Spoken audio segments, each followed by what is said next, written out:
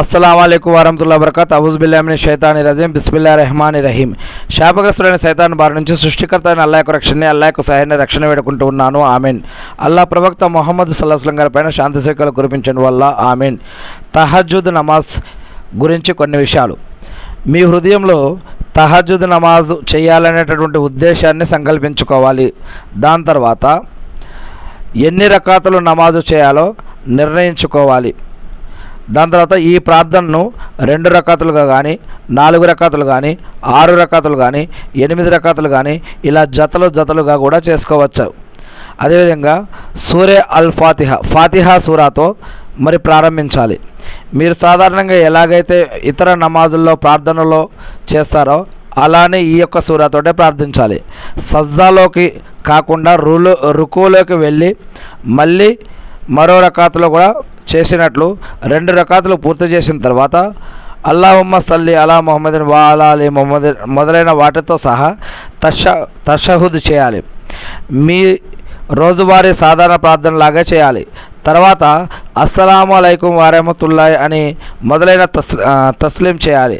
మీ ప్రార్థన పూర్తయిన తర్వాత అది అల్లాహ్తో మాట్లాడడానికి మీ యొక్క సమయం. మీ హృదయం కోరుకునే దేనికోసమైనా మీరు దువా చేసుకోవచ్చు అన్నమాట. వీలైనంత నిజాయితీగా ఉండడానికి ప్రయత్నించాలి. ఎందుకంటే అలా చేయడం వల్ల మీ దువా అంగీకరించబడే అవకాశం ఎక్కువగా ఉంటుంది. మరియు అల్లాహ్ సుబ్హానహు వ తఆలా మీకు ఏది మంచిదో అది మాత్రమే నిర్ణయిస్తాడని నమ్మాలి. గమనిక, రాత్రి చివరి 3వ భాగంలో ప్రార్థన చేయాలి నమాజ్.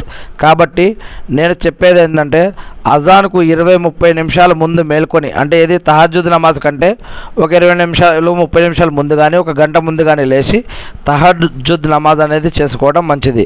ఇది ఇంట్లో చేసుకోవడం చాలా ఉత్తమం. ఏది ఏమైతేనేమి నేను సృష్టికర్త అయిన అల్లాహ్ని ప్రార్థిస్తూ ఉన్నాను. అల్లాహ్ ఎవరైతే నీ యొక్క దాసులు మీకు నమాజులు, ఉపవాసాలు, సదకా ఖైరాతులు, జకాతులు, హజ్ ఉమ్రాలు, దాన ధర్మాలు చేస్తున్నారో, చేయబోతున్నారో, ఖురాన్ చదువుతూ ఉన్నారో, అల్లాహ్ ఎవరైతే శరీరపరంగా, ఆరోగ్యపరంగా, ఆత్మపరంగా, సంపద పరంగా, సంపాదన పరంగా మరి వాళ్ళకి మీరు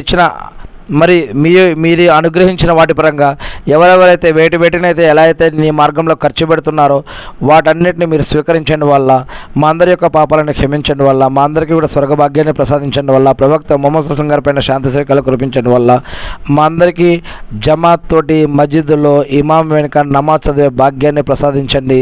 ప్రతిరోజు 5 నమాజులు చదివే భాగ్యాన్ని మరియు తహజ్జుద్ నమాజ్ చదివే భాగ్యాన్ని కూడా మాకు ప్రసాదించండి వల్ల. ఆమీన్. అల్లాహు అక్బర్.